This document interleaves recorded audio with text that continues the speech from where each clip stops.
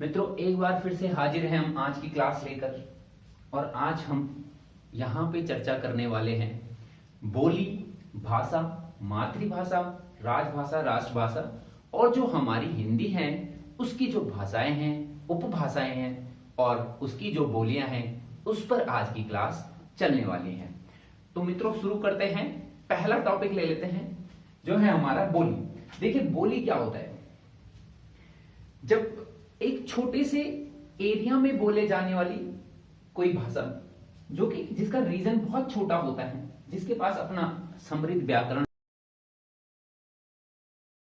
न हो, समृद्ध साहित्य न हो, जिसके पास अपना, या तो आप ऐसे कह लीजिए कि जिसके पास अपना व्याकरण नहीं है, साहित्य नहीं है और उसका छोटा सा रीजन है, ठीक है, छोटे से एरिया में। सपोज ये मैं कोई मैप बना रहा हूं, ये कोई कंट्री है, ठीक है, जैसे हम इंडिया की बात कर लेते हैं, ठीक है। तो इंडिया में बहुत सारी बोलियां बोली जाती हैं, ठीक है। तो छोटे से रीजन में जो बोली बोली जाएगी वो क्या कहलाएगी? जो भाषा बोली जाएगी वो बोली कहलाएगी, जिसका कोई क्या नहीं होगा, व्याकरण नहीं होगा, साहित्य नहीं होगा, ठीक है। सपोज ये छोटा सा रीजन है, यहाँ पे तो यहाँ पे बहुत सारी बोलियां बोली जा रही हैं। क्लियर?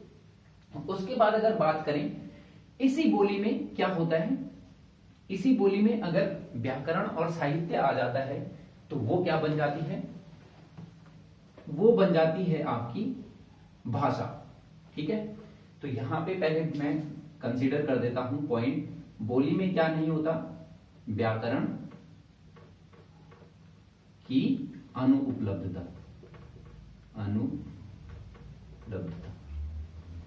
ठीक है मित्रों। उसके बाद इसके पास क्या नहीं होता? साहित्य की कमी, ठीक है। तो साहित्य नहीं होता, या कुछ बोलियों में साहित्य लिखे भी जाते हैं तो कम होता है, ठीक है।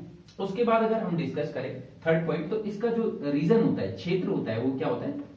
सीमित क्षेत्र तक ये बोली जाती है, सीमित क्षेत्र में बोली जाएगी तो वो बोली कहलाएगी। उसके बाद अगर इसी बोली की क्या होता है? मानक रूप आ जाता है। क्या आ जाता है? मानक रूप आ गया, प्लस उसमें व्याकरण हो गया, व्याकरण को ही मानक रूप कहते हैं, जो स्टैंडर्ड हो गया, और उसमें क्या हो गया? साहित्य लिखे जाने लगा, ठीक है। तो वही बोली को हम क्या कहने लग जाते हैं? उसे हम भाषा कहने लग जाते हैं। तो याद रखना कि जो बोली थी उसमें व्याकरण आया, उसमें उसका स्टैंडर्ड रूप हो गया, मानक रूप हो गया, उसमें साहित्य आ गया, उसे हमने क्या कह दिया? उसे हमने कह दिया भाषा। अब आ जाइए हमारी मातृभाषा पे। देखिए, इसमें एक पॉइंट और नोट कर लेना आप कि जो भाषा होती है उसका क्षेत्र सीमित ना रह के अब व्यापक क्षेत्र हो जाता है, वो बड़े एरिया में बोले जाने लग जाएगी, ठीक है। तो भाषा का अपना क्षेत्र जो होता है वो बोली से बड़ा हो जाएगा। एग्जाम्पल के लिए बात कर लेते हैं, जैसे गढ़वाली और कुमाऊनी जो बोली है, उनका जो एरिया है वो लिमिटेड एरिया है। जबकि अगर हम हिंदी भाषा की बात करें तो हिंदी भाषा का जो हमारा रीजन है वो काफी बड़ा है, विस्तृत क्षेत्र है, ठीक है। उसके बाद हमारा तीसरा पॉइंट है मातृभाषा। देखिए, मातृभाषा क्या होती है? जो माँ के मुख से सीखी गई हो, ठीक है। लेकिन इसको हम इस तरीके से भी बोल सकते हैं कि जो हमारे परिवार द्वारा सिखाई गई हो, ठीक है। तो मातृभाषा क्या है?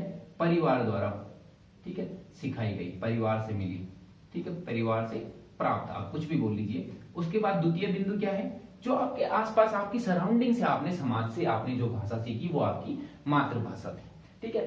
तो मातृभाषा के बारे में भी पूछा जा सकता है। उसके बाद आता है राजभाषा। देखिए, जो हमारे राज्य के प्रशासनिक कामकाज जिस भाषा में चलते हैं वो हमारी क्या कहलाती है? राजभाषा कहलाती है। जिसमें राज्य के लेटर्स लिखे जा रहे हैं, सरकारी पत्र पत्रिकाएं लिखी जा रही है, उसमें हमारा पत्राचार हो रहा है, सरकार पत्राचार कर रही है, ठीक है। ऑफिशियल लेटर्स जो हैं वो राजभाषा जिसे फॉलो करती है। जैसे हमारी उत्तराखंड की राजभाषा प्रथम हिंदी है और द्वितीय हमारी राजभाषा क्या है? संस्कृत है।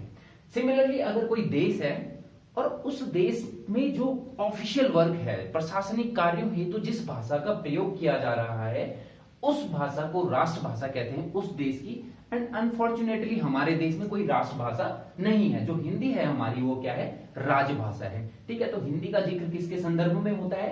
राजभाषा के संदर्भ में हम हिंदी का जिक्र करते हैं। तो आई थिंक ये पांचों पॉइंट आपको क्लियर हो गए होंगे। अगर इसमें डाउट है तो आप एक बार पीछे से करके देखिए, ठीक है। और फिर से आप दोबारा इन पॉइंट्स को क्लियर कर दीजिए। मैं एक बार फिर से क्लियर कर देता हूं। बोली व्याकरण की अनुपलब्धता है, व्याकरण नहीं है, साहित्य नहीं है, क्षेत्र बिल्कुल लिमिटेड है। अगर इसी में व्याकरण आने लग गया, साहित्य आने लग गया, क्षेत्र थोड़ा बड़ा हो जाता है, तो हम उसे भाषा कह देते हैं, उसका स्टैंडर्ड रूप हो जाता है, मानक रूप हो जाता है। उसके बाद मातृभाषा, वो भाषा जो हमारे समाज के आसपास रह गया, हमने सीखी, ठीक है, जो हमारी मुंह की बोली है। और सबसे बढ़िया कन्वेंट मेथड होता है जो कम्युनिकेशन का, वो आप मातृभाषा में ही करते हैं, ठीक है। जो आपकी मातृभाषा होती है वो सबसे सरल भाषा होती है आपके लिए कम्युनिकेट करने के लिए। राजभाषा की अगर हम बात करें तो वो भाषा जिसे हमारा राज्य प्रशासनिक कार्यों के लिए प्रयोग में ला रहा है, और राष्ट्रभाषा जिसे हमारा देश या कोई भी देश अपने देश के कार्यों के संचालन हेतु अपने प्रयोग में ला रहा है, दैट इज कॉल्ड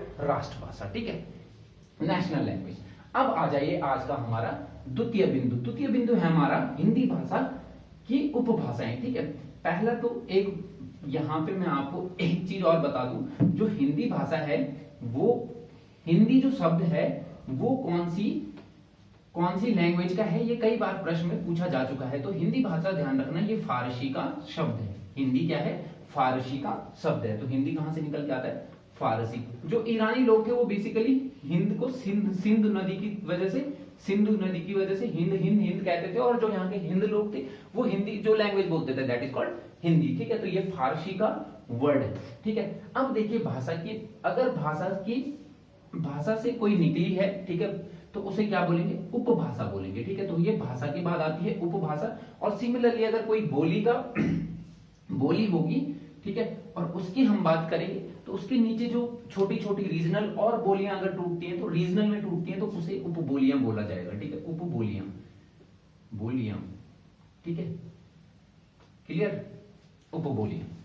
आ जाइए अब हिंदी भाषा, उपभाषाएं एवं बोलेंगे। उपभाषा की बात करें तो देखिए अब क्या हुआ कि मैंने आपको विकास क्रम, हिंदी भाषा का विकास क्रम मैंने पिछली वाली वीडियो में आपको बता रखा है। मैं एक बार और यहाँ पे लिख लेता हूं कि सबसे पहले हमारे पास क्या थी? वैदिक संस्कृत, ठीक है, वैदिक संस्कृत से हमारे पास क्या आई?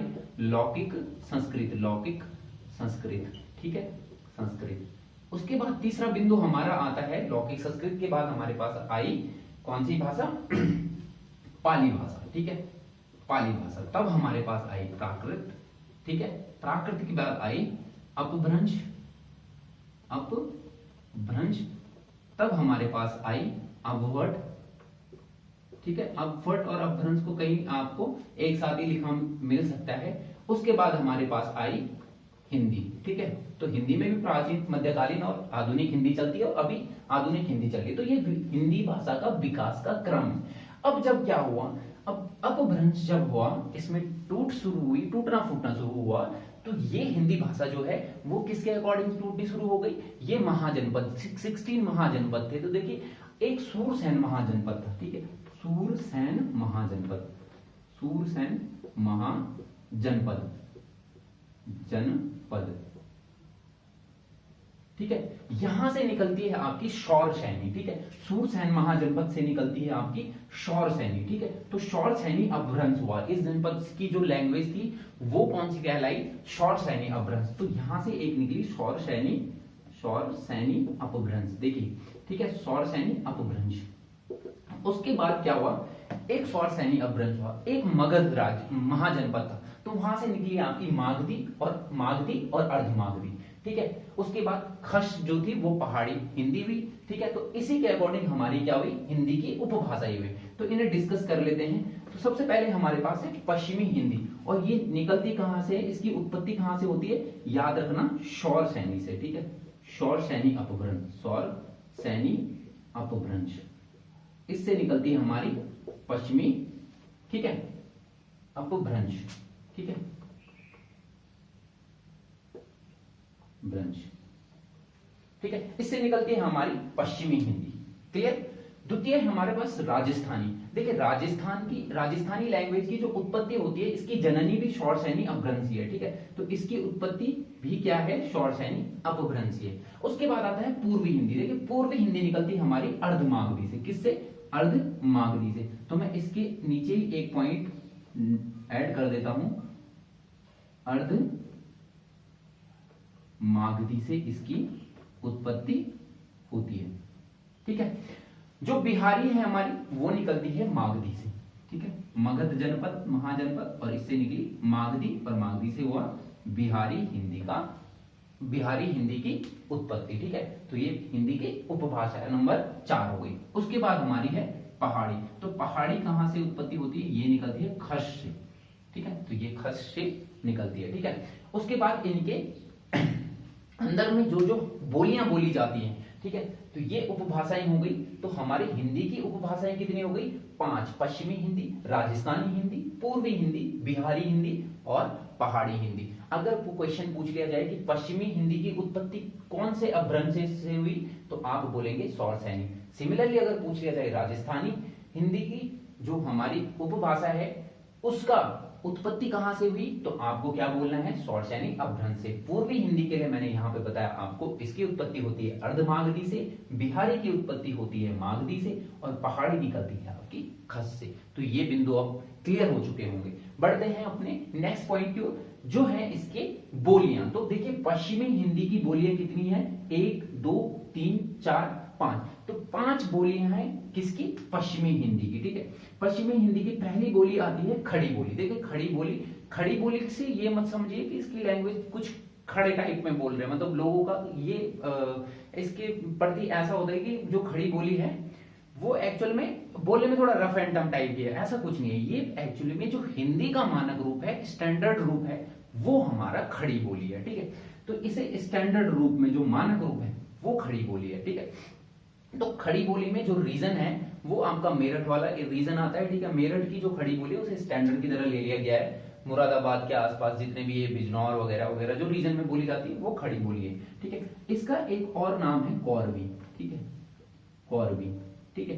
कौरवी किसने नाम दिया, ये हमारे लिए इंपॉर्टेंट हो सकता है क्योंकि हिंदी के सिलेबस में हमारे पास राहुल सांस्कृत्यायन जी का जिक्र आता है। तो राहुल सांस्कृत्यायन जी ने इसका नाम क्या दिया, कौरवी दिया, ठीक है। तो आप ये याद रख लेंगे, खड़ी बोली कौरवी इसका नाम है और राहुल सांस्कृत्यायन जी ने इसे कौरवी का नाम दिया। उसके बाद आती है ब्रज भाषा, ठीक है। सेकंड नंबर पे जो बोली है हमारी वो है ब्रज भाषा, ठीक है। तो ब्रज भाषा तो आपने सुना होगा, खूब मानुष हो तो वही रस खान बसो ब्रज गोकुल गांवों के ग्वार, ठीक है। तो रसखान हो गया, सूरदास जी हो गए, जितने भी हमारी कृष्ण भक्ति काल हुआ है उससे रिलेटेड सारी कृष्ण भक्ति कृष्ण काव्य जो है वो किस में लिखा गया है, ब्रज भाषा में लिखा गया है। तो ब्रज भाषा बोली है और पश्चिमी हिंदी की ये बोली है, तो ये क्लियर हो गया होगा। उसके बाद आता है कन्नौजी जो कानपुर के आसपास बोली जाती है। उसके बाद है बुंदेली, ये भी यूपी का एरिया है। और अंत में हमारे पास जो पश्चिमी हिंदी का अंतिम बिंदु बचता है वो है हमारे हरियाणवी, और हरियाणवी को ही हमारे क्या बोला जाता है, बांगरू, ठीक है। तो बांगरू और हरियाणवी एक ही चीज है मित्रों, ठीक है। तो ये कितने टाइप हो गए, 1 2 3 4 और 5। तो पश्चिमी हिंदी प से 5, प से पश्चिमी और 5 ये हो गए, ठीक है। इसका शॉर्ट ट्रिक मैं आपको बताता हूँ। खड़ी से आप बोलेंगे के, उसके बाद आप बोलेंगे बी ब्रज भाषा को, उसके बाद कौरवी को आप बोलेंगे के, बुंदेली को आप बोलेंगे बी और हरियाणवी को आप बोलेंगे एच। तो अब आप याद रख सकते हैं के बी एच, कब, तो आप इसे ऐसे याद रख लीजिए, ठीक है। बस ऐसा क्वेश्चन पूछा जा सकता है कि जो हमारी बुंदेली भाषा है वो हिंदी की कौन सी उपभाषा की बोली है, ठीक है। तो आपको याद रखना है हिंदी की उपभाषा है पश्चिमी हिंदी और इसकी बुंदेली क्या है, बोली है, क्लियर। दूसरा पॉइंट है हमारा, दूसरी उपभाषा बोली है हिंदी की जो है हमारी राजस्थानी, ठीक है। तो राजस्थानी की 4 बोलियां हैं, ठीक है। राजस्थान को 4 पार्ट में कैटेगराइज किया हुआ है, ठीक है। उत्तरी राजस्थान, पश्चिमी राजस्थान, पूर्वी राजस्थान और दक्षिणी राजस्थान। अब देखिए सबसे पहले आता है हमारे पास मारवाड़ी, ठीक है। तो मारवाड़ी खूब बोली जाती है राजस्थान में और इसे कहते हैं हमारी पश्चिमी राजस्थानी, ठीक है।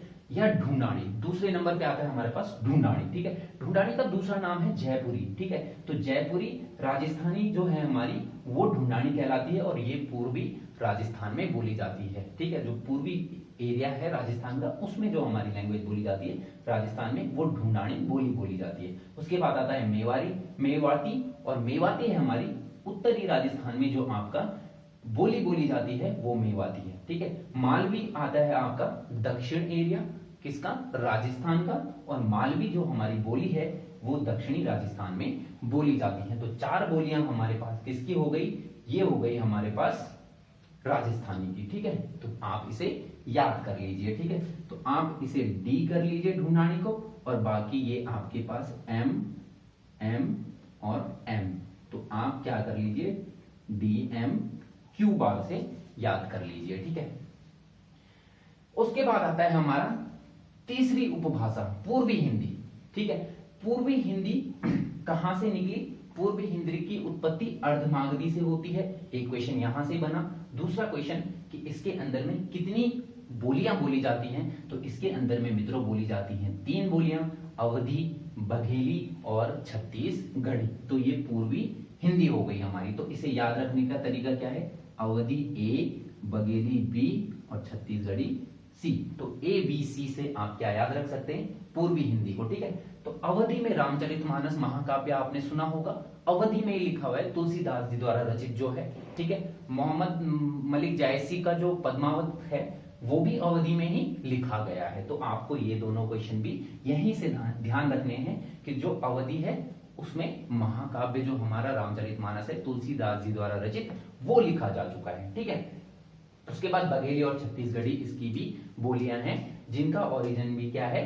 पूर्वी हिंदी है, और ये निकलता है अर्धमागधी से। आ जाइए चौथी उपभाषा पे। चौथी है हमारी बिहारी, और बिहारी से निकलती है भोजपुरी, मागधी और मैथिली। ठीक है, भोजपुरी, मगधी, मैथिली। ठीक है, और कहां से निकलती है? बिहारी उपभाषा से। और ये कहां से निकली? हिंदी से। तो अब आ जाइए बिहारी का ओरिजिन, उत्पत्ति कहां से हुई? तो बिहारी की उत्पत्ति होती है मागधी से।